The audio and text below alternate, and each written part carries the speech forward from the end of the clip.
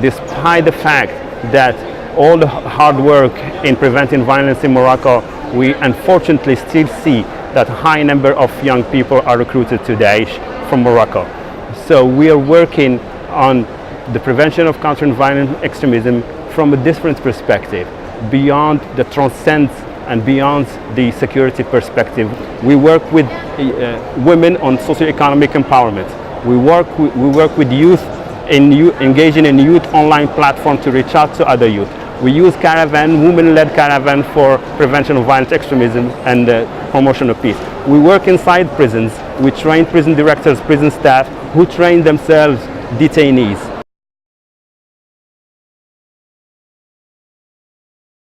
So the work in our prison are focusing in three main areas. First, on skill development of prison staff, prison directors. Second thing is about relationship and how we develop relationship, not between only the prison staff or only by detainees, but also prison staff and detainees. And third one is by bringing in media to be able for the detainees to tell their storytelling of transformation.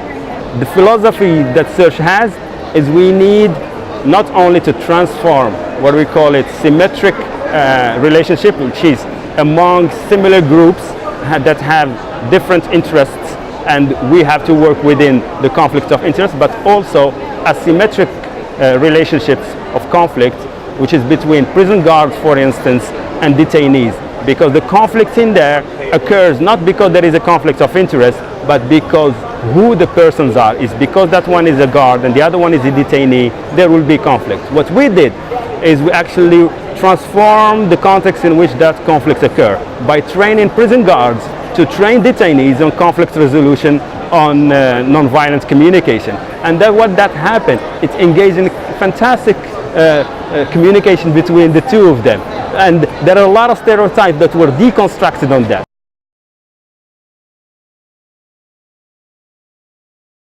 When you empower women, you empower her men, you empower her community. So we call it Everyone Gains project. So we already have done it in 8 cities in Morocco, reaching out to communities and women who are very hard to reach out to.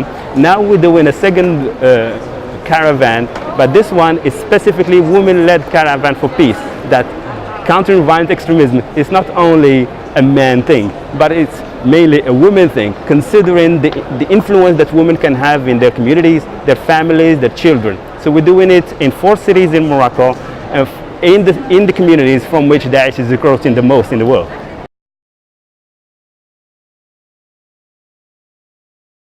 Our young leaders are diverse. They are university students. They are those who are having just regular work. There are imams that are included in our young leaders. There are young women, young ladies with different backgrounds. The most important thing now that I can speak about our young leaders, women and men, they are first, they have skills on dealing with the conflicts in a most constructive way. They are able to establish a relationship with diverse groups. And thirdly, they know what the stereotypes means, and they know how to tackle it using the media and themselves writing articles and reaching out to the media community.